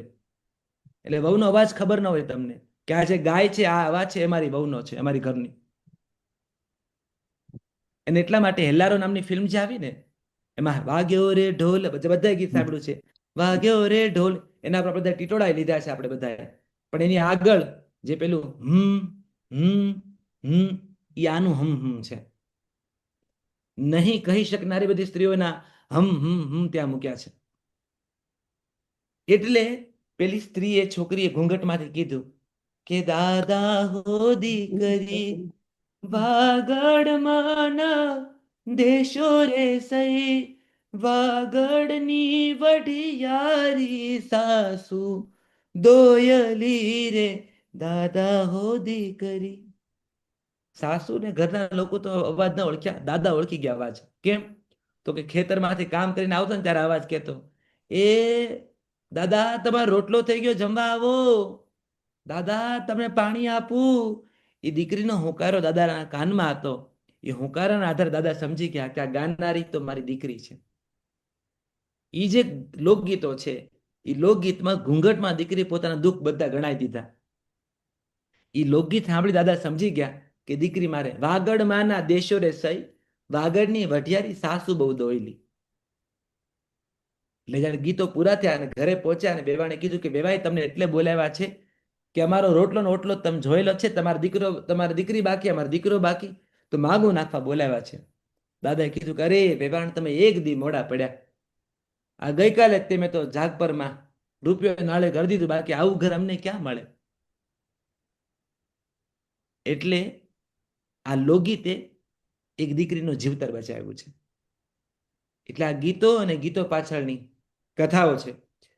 હું આ મંચનો બહુ આભારી છું કે આ ગુજરાત સાહિત્ય ફોરમના મંચ ઉપર જે મને એક અવધિ મળી હતી, કિરીટભાઈ કહ્યું એમ, જે ચોખા હતા એ ચોખાની સંખ્યા પ્રમાણે હું બોલ્યો છું. અને કેટલી વાતો અધૂરી રહી છે, અને અધૂરી વાતો કરવા માટે ફરી એક રૂપાળું બાનું આપણને ઈશ્વર શોધી આપશે. આપ સૌનો ખૂબ ખૂબ આભારી છું. મારા પ્રિય પન્ના નાયક છે, એનો મને વિશેષ આનંદ છે. પન્ના નાયકની સાડી પહેરીને હું રાજાધિરાજ નાટકમાં માલ્યો છું. મારા માટે અમેરિકાથી સ્પેશિયલ સાડી મોકલી. એ સાડીની ધોતી કરી એનો પાલો ખભે નાખીને હું નીતા મુકેશ અંબાણી સેન્ટરમાં આટા માર્યા છે. એટલે મારું મામેરું પન્નાબેને કર્યું છે. બધાનો, આપ સર્વેનો, આપ જોડાયા દરેક મિત્રોનો ખાસ હૃદયથી આભાર માનું છું. ખૂબ સરસ રામભાઈ. કોઈ ચપટી મૂકે, કોઈ મુઠ્ઠી મૂકે, પણ અમે તો ખોબો ભરીને ચોખા મૂક્યા છે. એટલે તમારે ફરી આવવું જ પડશે. કોકિલાબેન તમારો અવાજ બંધ છે. શું થયું રિંકી? હેલો, હેલો, સંભળાય છે? ના, હજી આપણને સંભળાય છે, અમને સંભળાય. કઈ? હા, હવે આવ્યો મને છે. સંભળાય, મને સંભળાય છે, યસ યસ. સંભળાય.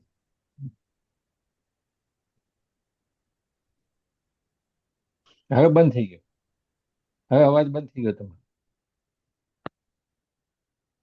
હવે સંભળાય છે? હા, સંભળાય, એમને સંભળાય છે? જી જી.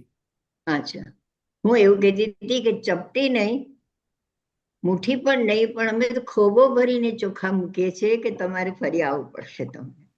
બિલકુલ એટલે બિલકુલ આજનો મંત્રમુગ્ધ હતું તમારું. હવે વધારે વખત ના લેતા કૌશલબેનને કંઈ પણ પ્રશ્ન છે તેઓ રજૂ કરશે. નમસ્તે.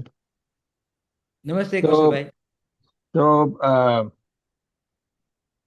હું પણ બાળપણમાં ગોહિલવાડ અને ઝાલાવાડમાં ભણ્યો છું. જી ધીરે ધીરે કાઠિયાવાડી લહેકો નીકળી ગયો વાત કરતા કરતા. જી તો આજે પાછો લહેકો સાંભળવા મળ્યો, પણ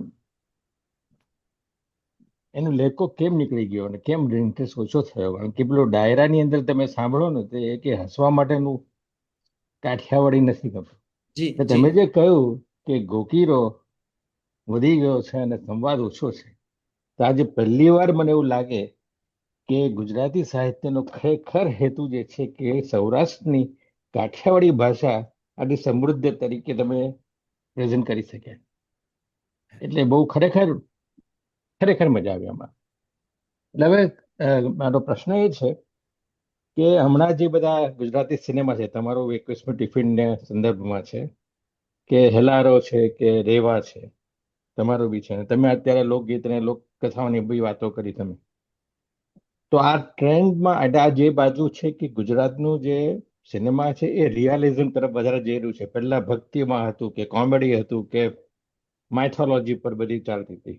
તો અત્યારે આ જે ટ્રેન્ડ છે, એટલે આ જે ટ્રેન્ડ છે એમાં તમે હમણાં જે કર્યું એ તમારા અનુભવો પરથી સ્વાભાવિક આવ્યું છે કે તમે કોન્શિયસલી કરો છો આ ટ્રેન્ડની અંદર આગળ લઈ જઈને અને પરિવર્તન લાવી શકાય ગુજરાતી સિનેમા અને ભાષા? જી એટલે કૌશલભાઈ, પ્રયત્ન તો જો ધીમો છે પણ મક્કમ છે. કસુંબો નામની ફિલ્મ મેં જે લખી તો એમાં બધા જ રીતિ રિવાજો, યુટ્યુબ પર તો કસુંબો લગ્ન ગીત તમે નાખશો ને તો તમને એ 6 મિનિટમાં તમને એટલા રીતિ રિવાજો વિઝ્યુઅલી જોવા મળશે, જે હવે તો ગુજરાતમાં પણ નથી થઈ રહ્યા હવે તો મારો પ્રયત્ન એવો છે કે જ્યારે મને તક મળે છે એઝ અ સ્ક્રીન રાઇટર કે મંચ પર જ્યારે મેં વીજળી નાટક લખ્યું ત્યારે મેં વીજળીમાં જે ગીતોમાં જે લોકગીતો કે લોક પરંપરાનો ઉપયોગ કર્યો, તો મને જ્યારે ચાન્સ મળે છે ત્યારે મને થાય છે કે હું અહીંયા પીરસી દઉં. અહીંયા જે સામે નવી જે પેઢી છે કોઈ એક રીતે આ વાત સચવાઈ જાય એવો, અને આવું પ્રયત્ન કરનારા બીજા બહુ બધા લેખકો, કવિઓ, સંગીતકારો, કોસ્ટ્યુમ ડિઝાઇનર્સ, આર્ટ ડિઝાઇનર, સદનસીબે આપણે ત્યાં હજી સારા અને સશક્ત લોકોનો દુષ્કાળ નથી. બરાબર. એટલે એ બહુ સમૂહ એટલે ધીમી પણ મક્કમ ગતિએ કામ થઈ રહ્યું છે. એટલે જ મજા આવી આજે કે આજે સાંભળીને. કારણ કે અમેરિકામાં બેસીને બધું ગુજરાતી કે કાઠિયાવાડી બી ભૂલી જવાય, ગુજરાતી બી લેકો ભૂલી જવાય. ચાલ, થેન્ક યુ. Thank you. ખૂબ સરસ. ખરેખર બહુ જ મંત્રમુગ્ધ હતું. જે શબ્દો બધા વાપર્યા બહુ સાચું. એકદમ આખું જીવન જાણે જીવંત થઈ ગયું ફરીથી પછી એવું લાગ્યું. પણ તેની સાથે મને પ્રશ્ન હવે એવો થાય છે, આજે પણ એ જ રીતે જીવન જીવાય છે ત્યાં ગામડાઓમાં? દત્તાબેન, કશું બદલાયું નથી.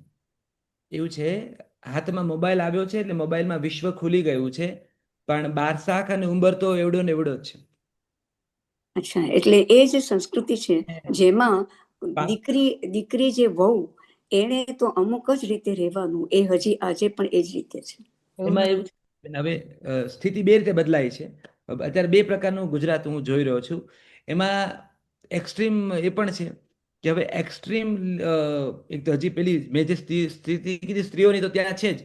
હવે બીજો એક પટ્ટો આખો એવો છે જ્યાં હવે જાણે કાળ બદલો લઈ રહ્યો હોય એવી રીતે, કારણ કે હવે ત્યાં સ્ત્રીઓના સંતાપનો રાફડો ફાટ્યો છે. હા, એટલે પેન્ડ્યુલમ એક બાજુથી બીજી બાજુ ગયું છે. હા, એવું છે. એટલે હવે ત્યાં આખું ચક્ર એવી રીતે બદલાયું છે કે તમને એમ કેવું પડે કે બેન હવે માફ, બેન આટલું બધું શું કામ કારણ વગર હેરાન કરે છે? બેન તને શું દુઃખ છે? કે બેન તને ખાલી એક વાર તને આવું કહ્યું તો એમાં તું આટલું બધું તને તો આવા બધા કેસ ના નાખી દેવાનો હોય એ લોકોની માથે. હાવ ઝીણી વાતમાં તું કોર્ટ કચેરી ઢળી જાય ખોટું. આવો પણ એક આખો વિવાદ મોટો. એટલે 33% અનામત જરા જુદી રીતે રિફ્લેક્ટ થઈ રહ્યું છે એક આખા પટ્ટામાં. એટલે હું એવું પણ માનું છું કે આ કાળ કદાચ બદલો લઈ રહ્યું છે. ખૂબ આભાર, બહુ સુંદર રીતે તમે સમજાવ્યું. અને મેં કહ્યું તેમ આખું જીવન એવી રીતે બની ગયું, પણ તેની સાથે આવા બધા વિચારો પણ આવવા માંડ્યા કે આ જો સંસ્કૃતિ હોય તો આજે સ્ત્રીને પોતાનું વ્યક્તિત્વ નિખારવા માટે કોઈ મોકો મળે ખરો આ રીતે? પણ હવે કેવું છે કે અમુક અમુક જવાબો સમય આપી દેશે. આપણે જ્યાં આપણે ટૂંકા પડી છે ને ત્યાં. એટલે હવેની સ્થિતિ બદલાણી એનું કારણ શું છે કે આ મોબાઈલ જે છે ને એને બહુ બધું સરળ કરી દીધું છે. આ બધી સ્ત્રીઓ અભિવ્યક્ત જરા જુદી રીતે થાય છે. એ બાંધી નથી રાખતી. હવે રીલો બનાવીને કહી દે છે, વોટ્સઅપ મેસેજમાં કહી દે છે, પિયર જવાના એટલે અંદરથી જે પરિવર્તન, અંદરથી જે મેચ્યોરિટી, અંદરથી જે જવાબદારીનું ભાન, એ આવવું વધારે જરૂરી છે. માત્ર ફેરફાર નથી જરૂરી. બિલકુલ બિલકુલ બિલકુલ બિલકુલ બિલકુલ. હવે ખૂબ સરસ દત્તાબેન. રામભાઈ, ઘણા બધાના હાથ ઊંચા થયા છે. તમને જો ટાઈમનો બાધ ના હોય, આપણે એવું કરીએ કે પ્રશ્નો ટૂંકા રહે તો બધા મોટા બધાને વારો આવી જાય. હા, એટલે જે પણ કંઈ કહેવું હોય ખૂબ ટૂંકમાં તમને બે મિનિટમાં કરશો તો સારું. એ પહેલા હું કહી દઉં, નિરંજનાબેન જોશીએ સરસ કહ્યું છે કે સાંભળીને ધરવ ન થયો. તમારી ભાષામાં જેમણે જવાબ આપ્યો છે કે એમને ધરવ નથી થયો, હજુ ભૂખ અધૂરી છે, તો જરૂર બીજી વાર પધારજો. ખૂબ સરસ રીતે આપણે રામબેન સાંભળે. એમાં એવું થયું છે કે સંતોષ થતો જ નથી, પણ સમય પણ એવો છે કે આપણે લાભુભાઈને પણ ક્યાં બેઠા છે તો છેક ઉત્તમ શિખર ઉપર જઈને. એટલે ત્યાંથી તમને લાભુભાઈ એક વસ્તુ ચોક્કસ કહી કે તમને ભગવાને મદદ કરી, નેટ બરાબર રહ્યું આખો કલાક માટે, અને સારી રીતે તમારું રજૂઆત કરી શક્યા તમે. હવે એટલું સરસ આપણે સાંભળ્યા પછી તમને બધાને થશે કે આટલું સરસ કર્યા પછી જો અમે તમારો આભાર ના માનીએ તો શું થાય? આભાર તો માનવો જ જોઈએ. એટલે અમારા જામનગરના એમ્બેસેડર લલિતભાઈ જોશીને વિનંતી કે તેઓ આભાર વ્યક્ત કરે. કોકિલાબેન, આભાર વ્યક્ત કરવા દેવા માટે આપનો પહેલા ખૂબ ખૂબ આભાર. આજની સભા બહુ સરસ રહી છે. રામ મોરીને તો હું વ્યક્તિગત બહુ જ સારી રીતે ઓળખું છું, અને ખાસ કરીને જામનગરમાં મારા વિરલભાઈ એમના અંગત મિત્ર છે, વિરલ રાજ. એના માધ્યમથી એમની બહુ જ વાતો સાંભળી છે. હજી 3 દિવસ પહેલા જ ડોક્ટર નિનાદ ગોરે પણ એમની સાથે વાત કરી રાજાધિરાજમાં, અને મને ભુજથી સીધો ફોન કર્યો કે રામ મોરીને હું મળ્યો. અને આજે મારે આ રીતે આભાર વ્યક્ત કરવા માટે અહીંયા મળવાનો જે પ્લેટફોર્મ આપ્યું છે, અને ખાસ કરીને ગુજરાતી સાહિત્ય ફોરમના અધ્યક્ષ કોકિલાબેન ચોકસી, અલકાબેન ગાંધી ડિરેક્ટર, અને કૌશલભાઈ, આપનો પહેલે આભાર માનીશ કે તમે આવી વ્યક્તિને અમારી સમક્ષ આજે રજૂ કરે છે. એટલે પહેલે તો આપણો ખુદનો આભાર એટલે માની લઉં છું. અને આ સમગ્ર કાર્યક્રમની અંદર આપણે જોયું કે આખા ગુજરાતી ગીતોની ગુર્જરી ગાથા 261મો એપિસોડ આપણો અહીંયા પ્રસ્તુત થયો. એમાં રામભાઈએ આપણે જોઈન્ટ પરિવારના દર્શન કરાવ્યા, ફૈબાઓનો પ્રેમ આપ્યો, એના ઘરનું રસપ્રદ વર્ણન કર્યું, અને કેટલીક પેઢીઓમાં જે અત્યારના પેઢી દર પેઢી આ સંસ્કારોના સિંચન કઈ રીતે થઈ જાય છે એની વાત કરી. અને આની સાથે સાથે લોક કલાના ઉન્નાળની જે ગીત અને કથાઓની વાત કરી, મરસિયાઓની જે લાઈવ ટેલિકાસ્ટ કર્યું કે જાણે હમણાં જ કોઈક મરસિયા ગાતું હોય, અને એવી બધી વાર્તાઓ કરી. અને ખાસ કરીને ગીતોમાં વહેતી વારસાની વાત નો આ મીઠો કુલેર જે ખવડાવ્યો છે એ તો ખરેખર બાળપણ યાદ કરાવી દીધું કે આ કુલેર પાછો ખાવો છે. આ કુલેર આજે અહીંયા પૂરો નહીં થાય, અને વધુ ને વધુ ખાવાની ઈચ્છા થઈ ગઈ છે. અને જયારે રાવજી પટેલની વાત કરી, મારી આંખે કંકુના સૂરજ પડી, ત્યારે ખરેખર રૂવાટા ઉભા થઈ જાય છે. અને એ કથાને અહીંયા પણ અભિવ્યક્ત કરી. તો આવી બધી વાતો જયારે રામભાઈએ કરી, ત્યારે હવે ચોખાની ઢગલીઓથી નહીં ચાલે, અહીંયા તો હવે ચોખાના બાચકા જ મૂકવા પડશે રામભાઈ પાસે. અને ખાસ આભાર એટલે રામભાઈ તમારો આજે માનું છું કે ટી શર્ટ જોઈને મને લાગે છે કે તમે રાજાધિરાજના વ્યસ્ત શેડ્યુલ વચ્ચે અહીંયા અમારી વચ્ચે ઉપસ્થિત થયા છો. નીતા મુકેશ અંબાણીના ઓડિટોરિયમની બહાર જ કદાચ એવું હોય એવું લાગો છો કે જ્યાં મોટું ઓડિયન્સ છે, મોટા ટિકિટના દર્શકો છે, એ દર્શકોની વચ્ચે તમે અમારી વચ્ચે સમય ફાળવો છે અત્યારના. એટલે ખૂબ ખૂબ આભાર. અને એટલું જ તમારું મહારાણી પિક્ચર પણ અત્યારે હિટ થઈ રહ્યું છે, મહારાણી રાજાધિરાજ, આની વચ્ચે તમે અમારી વચ્ચે આવ્યા એ અમારા માટે ખૂબ જ બહુ જ આનંદની વાત છે. અને આવું સરસ મજાનું રસપ્રદ જ્ઞાન પીરસ્યું તે બદલ ખૂબ ખૂબ હૃદયપૂર્વક આપનો આભાર માનું છું ગુજરાતી સાહિત્ય ફોરમ વતી. અને ટેકનિકલ સરસ મજાનો આ સપોર્ટ આપવા માટે રિંકીબેન ચોકસી આપનો પણ ખૂબ ખૂબ આભાર. અને જે રીતે આખા કાર્યક્રમમાં નિર્જરીબેને આપની વાત કરી એના બધી ખરી ખબર પડી ગઈ કે રામમોરી શું છે ને આજનો એપિસોડ કેવો રહેશે. એટલે બધાનો આભાર સાથે ફરીથી ગુજરાતી સાહિત્ય ફોરમ વતી રામભાઈ આપનો ખાસ આભાર માનું છું. Thank you very much. ખૂબ સરસ. આપણી ગુજરાતી સાહિત્ય ફોરમની જે સફર છે એ સફરને આજે હું અત્યારે અહીંયા અલ્પ વિરામ આપું છું અને આગળ વધતી આપણી સફરને આગલા સ્ટેશન ઉપર મેં હમણાં જ કહ્યું એમ સરસ મજાનું વક્તવ્ય ત્યારે બી સાંભળવાનું છે. તો આજના કાર્યક્રમ માટે અસ્તુ. હવે આપણે બધા ભેગા થઈ અને થોડુંક વખત ચીટચેટ